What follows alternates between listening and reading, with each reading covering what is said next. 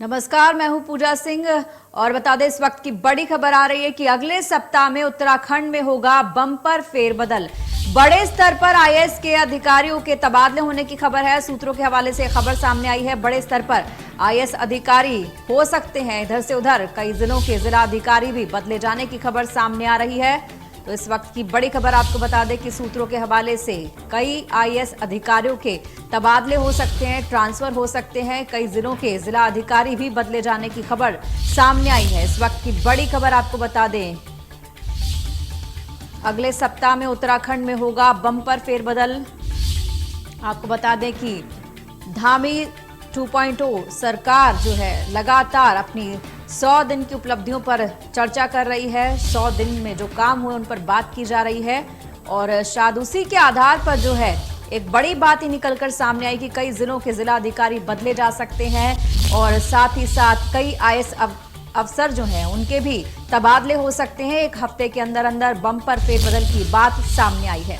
तो इस वक्त की बड़ी खबर आपको बता दें, अगले सप्ताह उत्तराखंड में बड़ा फेरबदल हो सकता है और बड़े स्तर पर आईएएस अधिकारियों के तबादले हो सकते हैं। पुष्कर सिंह धामी जो दूसरी बार मुख्यमंत्री बने हैं, 100 दिन का कार्यकाल उनकी सरकार ने पूरा किया है और जो अब तक कार्य हुए हैं उन्हीं को लेकर के चर्चा विचार विमर्श किया जा रहा है लगातार। और उसके बाद ये खबर सामने आ रही है कि कई जिलों के जिला अधिकारी जो हैं उनके तबादले हो सकते हैं। आईएएस अधिकारी हैं उनके भी तबादले किए जाने की खबर सामने आई है। तो इस वक्त की बड़ी खबर आपको बता दें कि बड़े स्तर पर आईएएस अधिकारियों के तबादले हो सकते हैं और साथ ही साथ जिला अधिकारी भी बदले जा सकते हैं। ये खबर सामने निकल कर आई है। उत्तराखंड में बड़ा फेरबदल हो सकता है अधिकारियों के स्तर पर। तो ये खबर सामने आई है जब पुष्कर सिंह धामी की सरकार ने अपने दूसरे कार्यकाल के 100 वर्ष पूरे कर लिए हैं।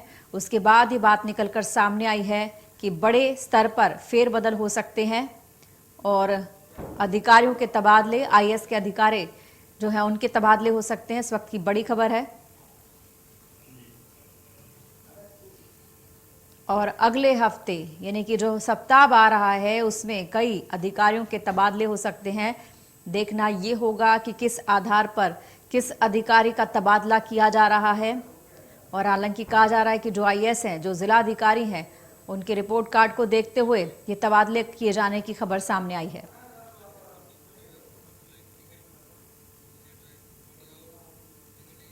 और इस पर ज्यादा जानकारी के लिए हमारे साथ हमारे सहयोगी प्रवीण जुड़ गए हैं। प्रवीण, आपसे जानना चाहेंगे पूरी खबर के बारे में। अगले सप्ताह जो आने वाला है, यानी सोमवार से बुधवार या गुरुवार को ये खबर आ रही है कि बड़े स्तर पर आईएएस अधिकारियों के तबादले की लिस्ट जारी हो सकती है। मुख्यमंत्री पुष्कर सिंह धामी चूंकि चंपावत से चुनाव जीतने के बाद उनका अभी तक लोगों में एक ये बात सामने आ रही थी कि वो प्रशासनिक फेरबदल करेंगे और खबर ये आ रही है कि अगले सप्ताह जो है बड़े स्तर पर प्रशासनिक फेरबदल कर सकते हैं और उसके बाद अपनी टीम बनाकर मुख्यमंत्री पुष्कर सिंह धामी आक्रामक तरीके से विकास को लेकर आगे बढ़ सकते हैं। खबर यह है कि कई जिलों, जो उत्तराखंड में 13 जिले हैं, इसमें से कई जिलों के जिलाधिकारी बदले जाएंगे, वहां के कप्तान बदलने की प्रक्रिया। जी प्रवीण, किस आधार पर ये तबादले हो सकते हैं? क्या इन अधिकारियों के रिपोर्ट कार्ड बनाए गए हैं? कैसे इन जिला अधिकारियों के क्षेत्र में कार्य चल रहे हैं उसके आधार पर, क्योंकि धामी सरकार के दूसरे कार्यकाल के 100 दिन पूरे हो गए हैं, लगातार जो है एनालिसिस चल रहा है कि 100 दिन में क्या कुछ कार्य हुए हैं, क्या इस आधार पर ये तबादले किए जाएंगे? निश्चित तौर पर जो जितने भी जिलाधिकारी हैं या फिर अलग अलग डिपार्टमेंट के आईएएस सचिव, प्रमुख सचिव, अपर सचिव हैं, उन सभी के कामकाज को देखते हुए ये फैसला लिया जाएगा। मुख्यमंत्री पिछले कार्यकाल में भी मुख्यमंत्री थे, उन दिनों भी कई अधिकारियों के कामकाज को वो देख चुके हैं और अब वो चाहते हैं कि सभी के कामकाज के आधार पर आगे बढ़ा जाए। इसीलिए आईएएस अधिकारियों का तबादला जो होगा, फेरबदल जो होगा उनके पदों में, वो कहीं ना कहीं उनके काम की समीक्षा के बाद होगा और ये कहा जा रहा है कि समीक्षा हो चुका है, लिस्ट तकरीबन तैयार है, कभी भी जारी हो, अगले सप्ताह में कभी भी ये लिस्ट जारी हो सकती है। जी, आपसे ये भी जानना चाहेंगे, क्या नाम सामने आए हैं अब तक कि किन किन अधिकारियों के तबादले किए जा सकते हैं? नहीं, जितने भी जिलाधिकारी हैं वो सभी कहीं ना कहीं इस लिस्ट की तरफ देख रहे होंगे। साथ ही जो अलग अलग डिपार्टमेंट, जिसको अपर सचिव, मुख्य सचिव और माफ कीजिएगा, प्रमुख सचिव और सचिव हैं, उनके भी विभागों में तब्दीली हो सकती है। तो अभी लिस्ट आने का इंतजार है, सभी को इंतजार है। उसके बाद कहीं ना कहीं एक स्थायित्व देखने को मिलेगा।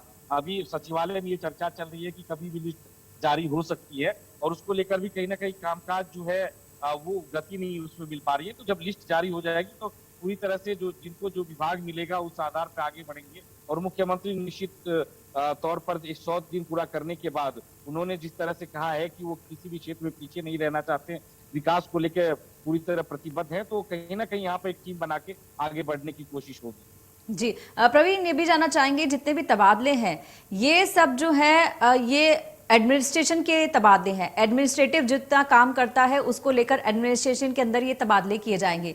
लेकिन क्या अगर हम यहाँ पर आईएएस के अलावा आईपीएस की बात करते हैं तो उनके तबादले होने की भी कोई खबर है क्या?